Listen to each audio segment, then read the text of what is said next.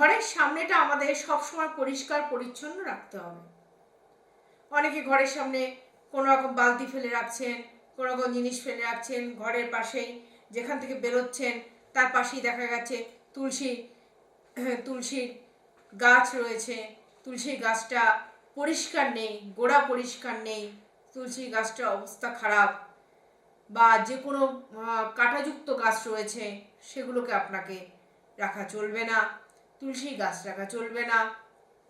বা মনে করছেন জুতো খুলে রেখেছেন, ঘরের সামনে জুতো খুলে ঘরে প্রবেশ করছেন, জুতো যদি খুলতে হয় জুতোর একটা বাঁ দিক বা ডান দিকে কোনো একটা জায়গা আপনাকে করতে হবে যেখানে জুতো খুলে রেখে তারপরে আপনি ঘরে প্রবেশ করবেন।